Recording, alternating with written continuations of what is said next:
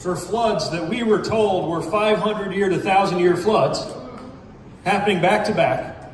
Don't tell me climate is not a security issue.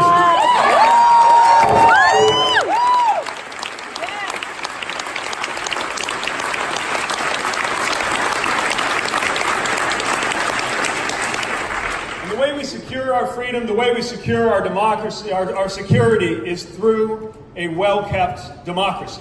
And we're called the Democratic Party for a reason. Yes. Democracy is on the ballot this year.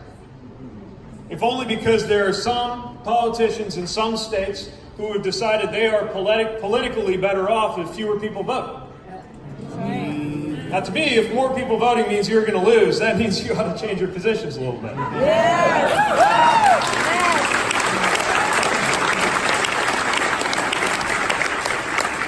I think a real democracy is one where we have fair districts instead of districts drawn to where politicians get to choose their voters instead of the other way around.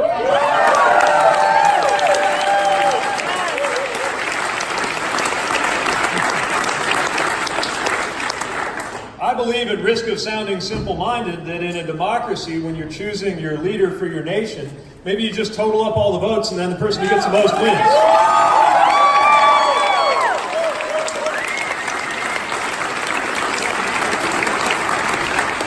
If we want to call ourselves a democracy, we can't go on allowing dollars to outvote people. And if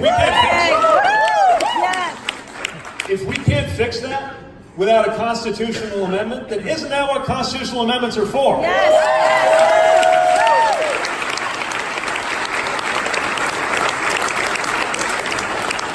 So that's our message. Freedom, security, democracy. And I believe that message is resonating from coast to coast because every time we arrange a little meet and greet, we wind up with a rally.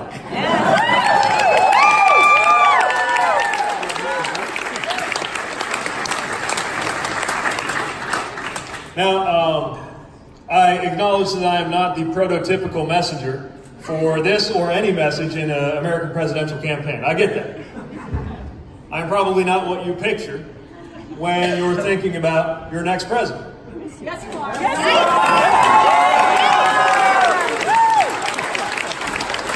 Well, then we're getting somewhere.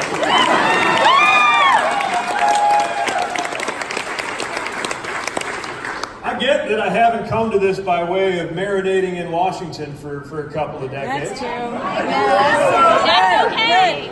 I would argue we'd be well served if Washington started looking more like our best friend cities and towns instead of getting right now.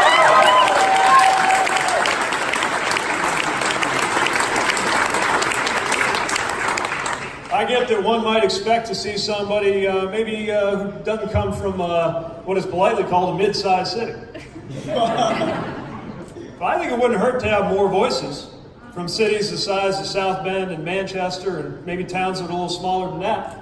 At a time when so many people in communities like ours have been sold a message that says that the only way we're going to get anywhere is to stop change and turn back the clock.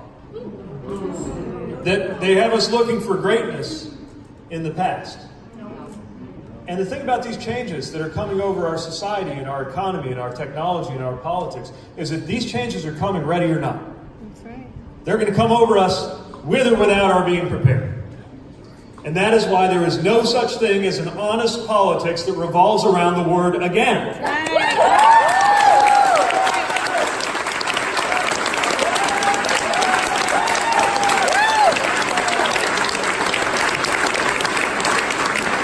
I'm proud to come from the industrial Midwest. It's a community that has a lot in common with any community where young people grow up getting that message that success has to do with getting out. Because coming home changed my life.